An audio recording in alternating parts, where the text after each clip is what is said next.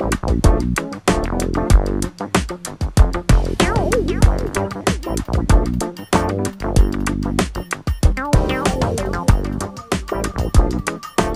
what you talked about? Yes, sure, fine.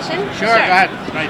Well, you mentioned, first of all, that usually there's a 20 to 30 year gap between new technologies and them being implemented. Correct.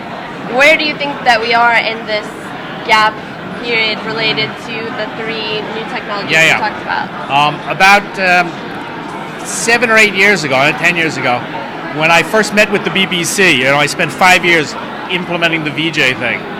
And I gave a speech like this one, and to the Board of Governors. And then when it was over, I said, are there any questions? And they're very old, and they said, one guy stood up and he said, when do you believe this change will happen? And I said, it will happen when you're all dead, because that's what we're all waiting for. And they were very happy to hear that. Well, they weren't happy to hear it, but they were happy enough to hire me. New technologies happen not when the technology arrives, but when those who are comfortable with it are in positions of power. For example, today, the head of EJC, whatever the hell that is, I have no idea. European Journalism. Right. I'm sure it's some guy who's in his 50s or 60s, He kind of, maybe he has a BlackBerry, maybe he does, and I'm not really sure. But when you are the head of EJC, you will be totally internet driven, and you'll probably say, oh, television, who watches it, who cares? It's all about web. That's why it takes technologies 20 or 30 years to migrate upward, because the people who make the decisions and are in positions of power are generally disconnected from day-to-day operation. Yeah. They don't get it. When you hear somebody, for example, like Margaret Wallström talking about commission and communication strategy, how do you react? I have a hard time. Well, she's a very nice person. I have a difficult time following what she's talking about. So I couldn't really say. Okay. She said. How do you think, do you think there are any media organizations that are adopting better than others? Yeah, of course, Google. Okay. They're cranking along. And unlike, this very rich guy who's the number one, he owns the company, I understand what his perspective is. The Pers Group. Yeah. It's great. If my father left me the Pers Group, I would also have the same position of protecting the newspaper. But in point of fact, it is revolution, it's not evolution. Google was not evolution, right? Yeah. General Electric did not evolve into Google, right? MySpace is not evolution. MySpace happened like that. The web is not about evolution, it's about revolution. And either you get hip or you get out. It's a very quick decision. Yeah. So when you talk to people from traditional media outlets, what do you advise them to do? I tell them, burn it to the ground while you still have time. Yeah? Because if you don't change, you're going to die. No, seriously. Do any of you read newspapers? I mean, very few people under the age of 40 actually read newspapers today, right? Does anybody really watch the evening news? It's boring. Yes, you do. Because you're old. It's old, it's stodgy, it's stilted. I mean, think about it. I don't know. In Dutch, I can't say. I assume you speak Dutch, huh? No? Yeah. So in Dutch, I can't say, but when I watch American television news, it's crap. Sorry. It's just unwatchable crap because you got some old guy sitting there going, this. If your boyfriend came home to you and he sat with you at the dining room table and you said, Hans, what happened today? And he sat up very stiff like this, he said, more and more people in the European Union, you would go, what is your problem? Nobody talks like this. It is stodgy, it is old, it is death. And so that's why these things are going out of business. They suck. I mean, they suck. Yeah. Yeah, they suck. If you took the output of most television stations in this country and you burned it onto a DVD and you sold it every day in MediaMarkt for €1, would anybody buy it? Would anybody go in and say, I must have that? No, they suck. But they got to get hip to the fact that they suck. How do you see the future of newspapers?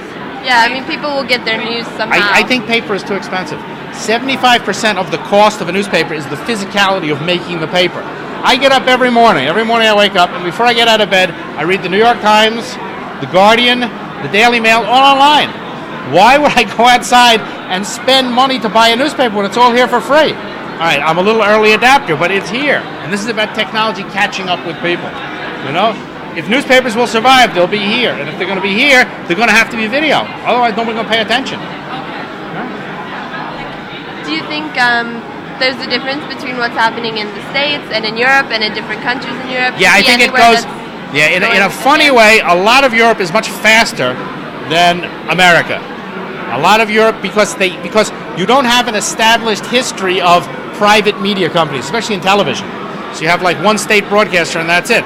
So you're much more amenable and much more flexible. Europeans much more hip to like video on phones. right, and texting and stuff like that. America, very, very slow to adapt. I mean, really happening. Have you been to Japan or Korea?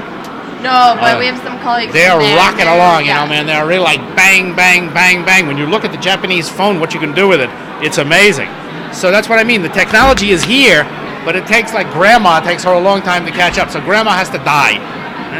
Sorry, grandma, but this is what's necessary. Are you guys Dutch? None of us. Where are you from? I'm Slovenian. Slovenian. Where are you from? Austria. Where are you from? Chicago. Chicago. Chicago. Really? Yeah. All right, fine. Where are you from? Belgium. So it's a nice kind of European Mix. shtick. That's lovely. Good. Yes. Right? Any other And questions? when you're working with these as a consultant at New York Times, talking about BBC, are those people receptive to you? Are they really? The top management is very receptive. Okay. The CEOs, they get it. They understand right away. They have to do. They understand that they go out of business. Yeah. When it percolates down to the middle management, it's all fucked up. Because you're nervous. I don't know how to do the job. Get this guy out of here. I don't want to hear about it. We know what we're doing, you know. And that's where the thing gets sort of gummed up. So, but the CEOs, they all pretty much get it by now. Cool. When you see people, I don't know, going to all these conventions of media, everyone talks about we need a new business model, we need a new way, but no one ever says what is this new business model. Well, I gave you the model before. Yeah, the model is throwing it away. No, not throwing it away. The model is eBay, right? Because when stuff goes on the web, we've lived in a world of limitations for so long. You know, you only had 8 hours a day and 6 what's on at 6, what's on at 6:30, what's on at 7. The thing about the web is it's infinite, and you can put everything up there, but there's still this resistance of, oh, it's not good enough, and oh, screw it. Let the market determine what's good enough. You put everything online, and you'll figure out what you want to see and what you don't want to see. It will tell you what works. Yeah. So yeah, there is a business model, but these guys, they can't wrap their heads around it because they're used to this very linear thing. We make the paper, you buy the paper.